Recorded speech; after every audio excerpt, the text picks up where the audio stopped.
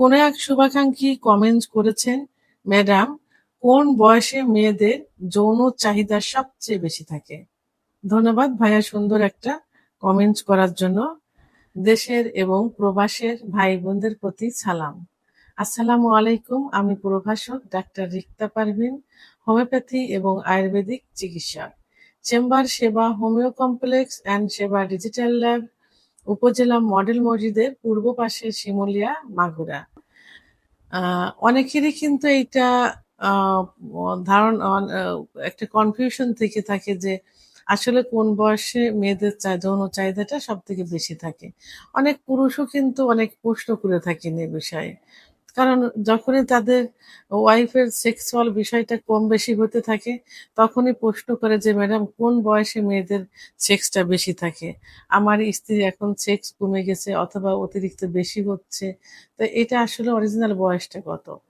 আসলে মেয়েদের সেক্সের অরিজিনাল আ সব মেয়েদের সেক্স কিন্তু একরকম না। বয়সের পাশাপাশি হরমোন, শারীরিক অবস্থা, মানসিক অবস্থা, জীবনযাপন ইত্যাদি গুরুত্বপূর্ণ ভূমিকা পালন করে থাকে। তবে মেয়েদের সেক্স হরমোন বিশেষ করে ইস্ট্রোজেন হরমোন সহ অন্যান্য হরমোন ১৫ থেকে ১৯ বছর বয়স পর্যন্ত বাড়তে থাকে বা তৈরি হতে থাকে। কিন্তু এই সময় শারীরিক পরিপূর্ণতা বা পরিপক্কতা কিন্তু আসে না। যে কারণে ওইভাবে সেক্স উত্তেজনাটা আসে না।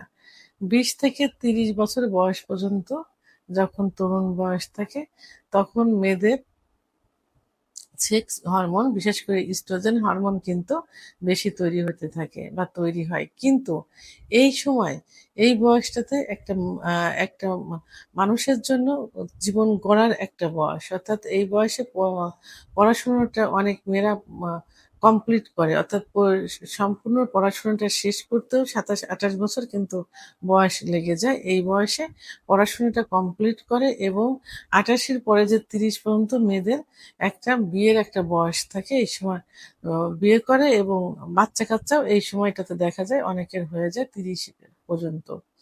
তখন সেক্সটা একদিকে পড়াশোনা কমপ্লিট, অন্যদিকে প্রতিষ্ঠিত হওয়া, অন্যদিকে আবার আ বাচ্চা লালন-পালন করা।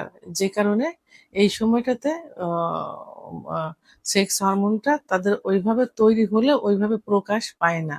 যে কারণে এই সময় একটু অনেকটা চাপা থাকে। কিন্তু ৩০ থেকে ৪০ বছর বয়স পর্যন্ত মেয়েরা ও প্রতিষ্ঠিত হয়। সংসারের ছেলেমেয়েগুলো মোটামুটি বড় হয়ে যায়, চাকরি-টাকরি করে। মানসিক একটা দুশ্চিন্তা থাকে না। তখন পরিপূর্ণ সংসার, পরিপূর্ণ জীবন পেয়ে যায়। যে কারণে ৩০ থেকে প্রায় ৪০ বছর বয়স পর্যন্ত সেক্স হরমোনটা সবথেকে বেশি তৈরি হয় এবং সেক্স উত্তেজনা সবথেকে বেশি থাকে। ৪০ এর পরে গিয়ে মেয়েদের মেনোপজের একটা বয়স আসে অর্থাৎ মাসিক বন্ধ হওয়ার একটা বয়স। বিশেষ করে ৪৫ থেকে ৫০ এর মধ্যে কিন্তু মাসিক বন্ধ হয়। এই সময় পিরি আ আ প্রি মেনোপজ আ হয়ে থাকে।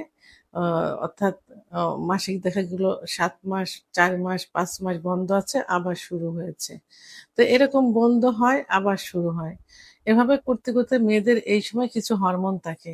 এই হরমোনের তারতম্য দেখা যায়। যে কারণে সেক্স কমতেও থাকে, বাড়তেও ও থাকে। অর্থাৎ কমেও যেতে পারে, বাড়তেও পারে। বিশেষ করে সেক্স হরমোন, ইস্ট্রোজেন হরমোন এই সময় অনেকের বেশি তৈরি হয়, আবার অনেকের কম তৈরি হয়। তো এই সময়টাতেও মেয়েদের সেক্স কিন্তু একেবারে কম থাকে না। তবে পরিপূর্ণ একটা সেক্সের বয়স থাকে, কোন বয়সটা ৩০ থেকে ৪০ বছর বয়স পর্যন্ত।